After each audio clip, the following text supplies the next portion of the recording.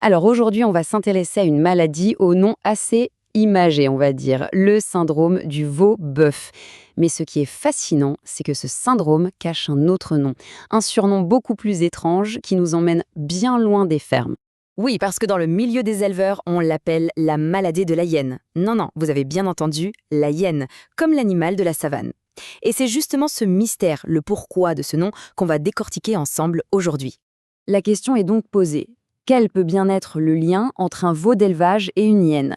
Eh bien, vous allez voir que la réponse n'a rien à voir avec un safari qui aurait mal tourné, mais tout à voir avec une erreur humaine, une erreur qu'on pourrait tous faire. Pour commencer à comprendre, il faut regarder à l'intérieur de l'animal.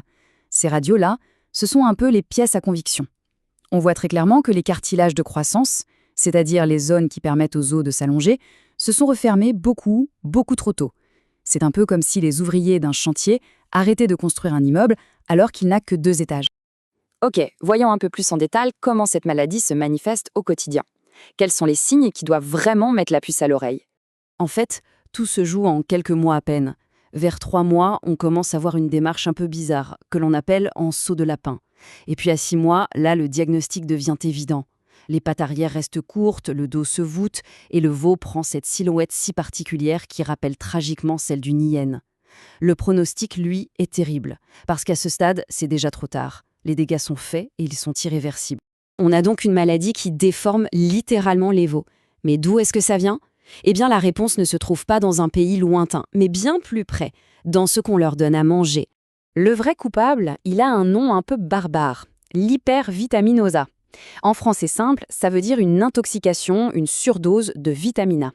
Et c'est là qu'est toute l'ironie de l'histoire. Une vitamine qui est absolument essentielle à la vie et à la croissance devient, quand il y en a trop, un véritable poison pour le squelette. Mais alors, comment on peut en arriver à un tel excès? Le plus souvent, ça part d'une bonne intention. L'éleveur veut bien faire, alors il donne des aliments déjà enrichis, il ajoute une pierre alléchée pleine de vitamines et parfois même des injections de compléments. Le problème, c'est que toutes ces sources s'additionnent et sans s'en rendre compte, on crée un cocktail toxique. Et quand on parle d'excès, le mot est vraiment faible. Pour en arriver là, les doses de vitamine A administrées sont souvent plus de 10 fois supérieures à ce dont l'animal a réellement besoin. C'est une surdose massive, tout simplement. Bon, maintenant rentrons un peu dans la mécanique. Comment une simple vitamine peut-elle complètement bloquer le développement d'un squelette? Tout se passe au niveau cellulaire. Alors voilà, ça c'est le cœur du problème, le cartilage de croissance. Pour faire simple, on peut l'imaginer comme une petite usine à fabriquer de l'os. Les cellules se multiplient, elles grandissent et hop, l'os s'allonge. C'est un mécanisme super précis et évidemment crucial pour un jeune animal. Et l'excès de vitamine A, dans cette histoire, c'est le saboteur. Il s'infiltre dans l'usine et il donne un ordre complètement aberrant. Arrêtez tout, fermez boutique. Le cartilage, qui devrait rester mou pour permettre la croissance, se transforme en os dur bien avant l'heure. Et voilà, la production est à l'arrêt, la croissance est bloquée. L'impact est absolument radical et ce graphique le montre parfaitement. À gauche, en temps normal, l'os d'un veau grandit de 136 microns par jour. Maintenant, regardez à droite. Chez un veau malade, on tombe à 25 microns. La croissance est quasiment divisée par 6. L'usine ne tourne plus qu'au ralenti, elle est au bord de la faillite.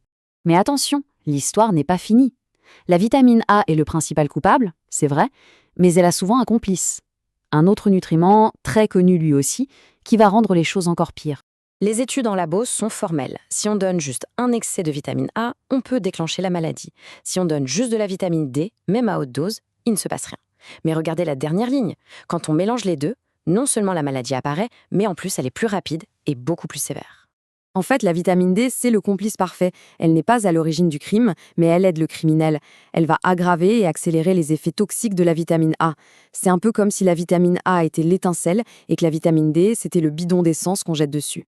Face à un mécanisme aussi destructeur et surtout irréversible, la seule vraie question, c'est comment on fait pour éviter ça? Parce qu'une fois que les os sont déformés, c'est fini. Tout repose sur la prévention. Cette phrase, elle résume tout. Les déformations squelettiques sont irréversibles. Une fois que l'usine à os a fermé ses portes, on ne peut plus la rouvrir. Les dégâts sont là pour de bon. C'est pour ça qu'il est absolument vital d'agir en amont. Alors concrètement, comment on fait pour éviter ce désastre? Eh bien, c'est assez simple, en 3 étapes. 1. Identifier les risques. Il faut être conscient que mélanger plusieurs compléments, c'est potentiellement dangereux. 2. Agir vite. Si on voit un cas, on arrête immédiatement tous les suppléments pour protéger les autres animaux. Et 3, la règle d'or, calculer, toujours calculer. Avant de donner quoi que ce soit, on additionne ce qu'il y a dans la nourriture, dans les blocs à lécher, partout, pour être sûr de ne pas dépasser les doses. Au final, cette maladie de la hyène est une leçon incroyable qui nous rappelle un vieux principe de base en toxicologie. C'est la dose qui fait le poison. Ça nous montre que même la meilleure chose du monde, comme une vitamine essentielle, peut devenir un danger mortel si on perd le contrôle des quantités. Et ça, c'est une leçon qui va bien au-delà de la santé animale, n'est-ce pas ?